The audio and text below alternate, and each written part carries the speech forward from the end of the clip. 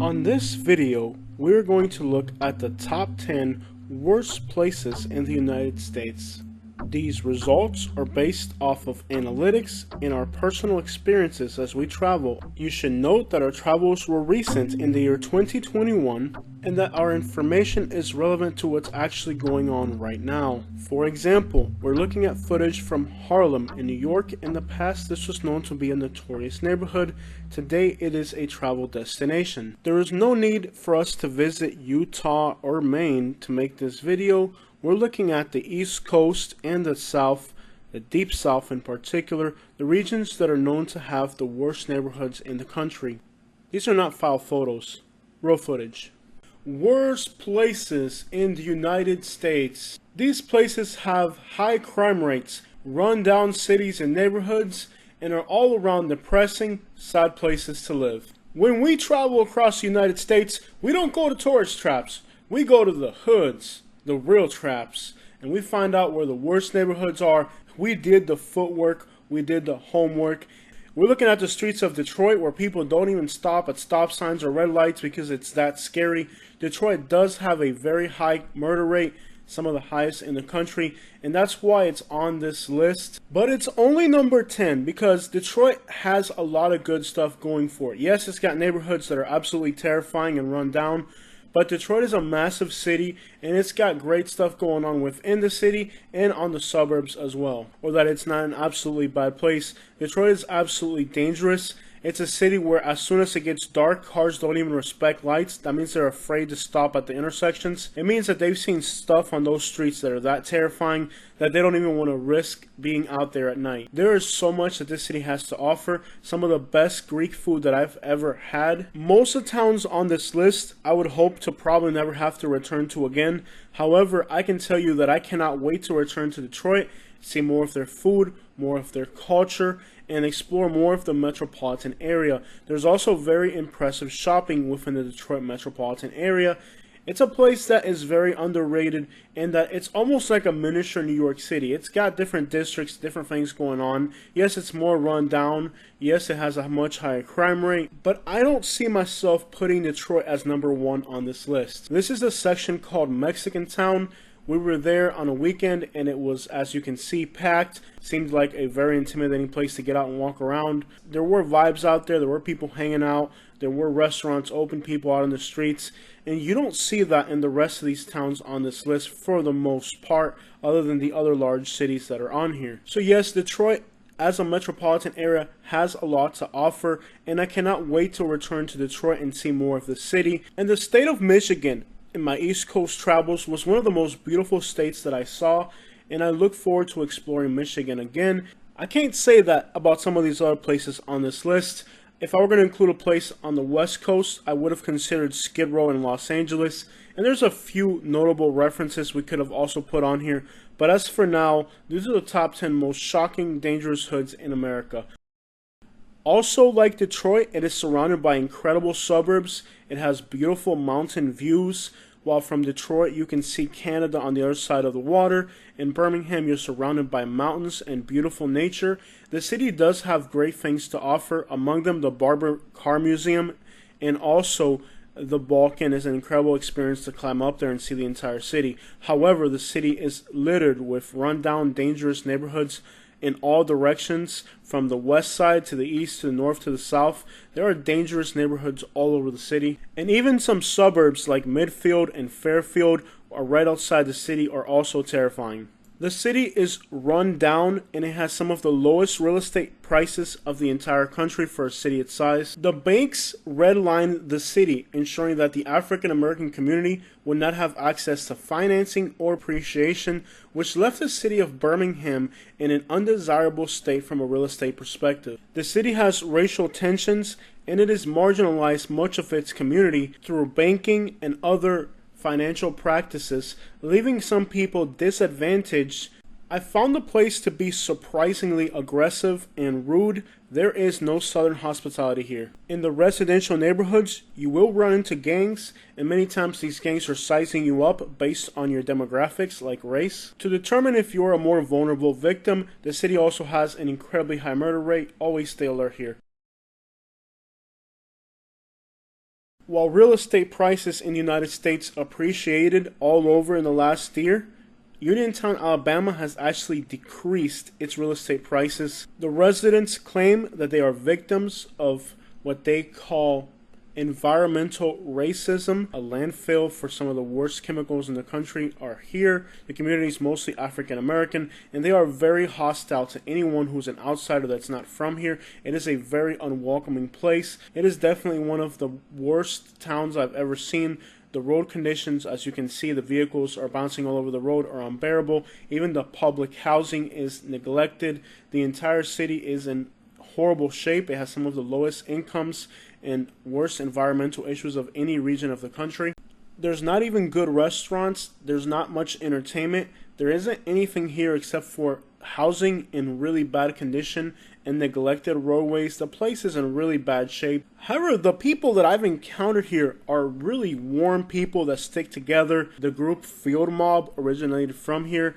One of the main artists called Smoke, he did an interview with Dirty Glove Bastard, and he said that at one time the police was looking for him during a show or a music shoot or something, and the community and gang members actually stood up and told the cops, hey, we're going to act a complete fool if you get your hands on this celebrity. So they take care of their people, they look out for their artists. Doe B was murdered in Montgomery, so while in Albany, Alabama, they protect their people and they look out for them. In Montgomery, everybody is a target, and the more fame you have, the more dangerous it is for you. Recently, Ryan Upchurch, he's a country artist, was going to do Midnight in Montgomery music video shoot, and there was a shooting very much adjacent to where he was, and he was trying to do a video there at midnight, and he encountered gunfire and police activity very close by, and that is what happens in Montgomery. Gun violence in the city is out of control. Jim Crow era segregation is in full effect. If you are white, you cannot go into certain black neighborhoods, and if you are black, you cannot go into certain white areas. I lived in a metropolitan area myself. I lived in a white neighborhood, and I could not have black people come visit me. Vice versa, I encountered places in Montgomery, Alabama where I had people pull guns on me and tell me that I couldn't be there because I wasn't black. It is extremely dangerous, racist, segregated, and violent of a place. In the case of the city of Selma, it is very disappointing to see the condition of this town. For us outside of Selma, we expect that because of its historical significance, that it would be a dignified experience to visit Selma and other civil rights sites that have important significance to the American people. And it is sad to report the actual condition of these places as being undignified. Many Americans go to these sites to kind of reconcile themselves with their past and try to better understand the history of the United States. And it is very sad how a place like Selma, that has so much historical significance in this country, is in the condition that it's in. Alabama really does have some of the worst hoods in the country. Not only are the incomes the lowest, it's the worst rated state in the country. However, on top of that, you also have racial tensions. Some of the lowest real estate prices in the entire country are in Anniston. Anniston has also had some of the highest crime rates in the country, being number one in crime for the entire country. Now, I put both cities on here because they're close to each other and they're in about the same condition. Located between Birmingham and Atlanta, you would think there'd be a lot of economical opportunity here. Many of the jobs have left, the real estate prices have come crashing down, and some of the comments that I read on the Aniston video about people who used to live there and the things they experienced while living there are terrifying. It's not a place you want to move to. The real estate prices show it. While real estate prices in the United States keep climbing and climbing, Alabama remains affordable. Some of these places are actually getting cheaper than what they were before, as nobody really wants to put their family in these situations. The worst areas are 85 to 100% black, and the white suburbs with the lowest crime rates and higher incomes are only about 10 to 15% black, which means that the African American community in Jackson, Mississippi is not given the same opportunities as the white residents, which is really sad considering that Mississippi is about 40% African American. It means that even though they're a large portion of the population, they're not given the same opportunities. I would imagine that these vehicles are stolen as they're parked off to the side. There's no houses nearby. They have broken windows. So it seems like these are stolen vehicles that are just parked here so that they're not adjacent to the house where they stole them, where the residents live. So very sketchy stuff.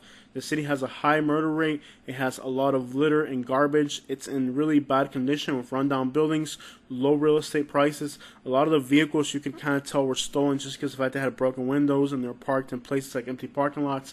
Seems like crime is really rampant here. And late at night, most places where you saw people, there was police nearby, which lets you know that there's a tendency for violence to pop off. Some of the things that we saw here were absolutely horrifying. The roads were in horrible condition. In some places, the roads were so bad they were almost impassable. The highways were built around Mobile, Alabama, and they purposely left out some of these neighborhoods far from the grid pattern, disconnected. They basically build walls around these communities. As you can see here, diapers, dirty diapers, and food waste. There's no garbage collection apparently, so people just throw all that stuff on the side of the roads. I also talked to African American residents who told me that white people from other neighborhoods purposely come here to dump their garbage as a kind of racial statement. That is a normal thing in Alabama. If you're from outside of Alabama, that might sound shocking. But yeah, the city is in absolutely deplorable condition. It's dangerous. If you're not familiar with the place, the roads are dead ends. A lot of the roads have been booby-trapped or they've been barricaded so you cannot use them. So if you're looking at Google Maps, you might see a road, but when you actually get there, it's something like this where it's not passable. And sometimes there's even barricades and other ways to kind of disable your vehicle or trap your vehicle. The local people do that so they can steer your vehicle. The tow trucks and the police don't tend to reply to these calls. The city has had rioting and violence and looting, and it has really become an undesirable place to live. Driving through the streets can also be dangerous, as there's also people who kind of target vehicles that are not from the neighborhood. It is an absolutely dangerous place. You have to be alert even if you're in your vehicle. A lot of larger, worse cities in the country are making improvements in a lot of areas like Washington, D.C., New York. These neighborhoods are gentrifying and becoming better. Baltimore is actually probably starting to turn back to the 80s as far as crime. It's just going in the wrong direction. A drive through the streets of Baltimore will make you feel unsafe and uncomfortable at times. I stayed in the outskirts in a suburb that was supposed to be one of the best places to stay, and at night we could hear gunshots from our hotel room. Looked at Google Maps and there was nothing rural around the area. It was all kind of urban, so there shouldn't have been any shooting going on there. Whether it's addiction or how people acquire the money for that addiction, you'll see some very shocking, disturbing things in Philadelphia. This city is an embarrassment, and it showcases how bad decisions can lead you to bad places. Hard to even understand how some people can let their lives reach this point.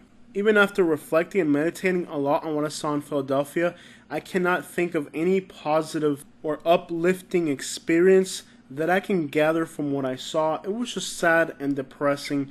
I would assume that the local residents are kind of desensitized to this. You may wonder why places like New York City were not included on this list. Here we're looking at Washington Heights, a notorious neighborhood in New York City. The same can be said about Los Angeles. Well, it turns out that places like New York and Los Angeles offer a lot of great opportunity for a lot of people. There's places that have tourism and great economies and great opportunities to anyone since they're very large metropolitan areas. And while there are pockets that are known to be bad, overall the city does offer a lot of great things to most people. When I was in Philadelphia, which was number 1 on our list, I noticed somebody was cleaning the sidewalk, and he took pride in that sidewalk because his home and his business were adjacent. So while most people there are throwing garbage on the floor, for him, that was his neighborhood. And in all of these neighborhoods, they just have a more challenging situation. Does it mean that everybody who lives in these neighborhoods or these places are bad people? Absolutely not.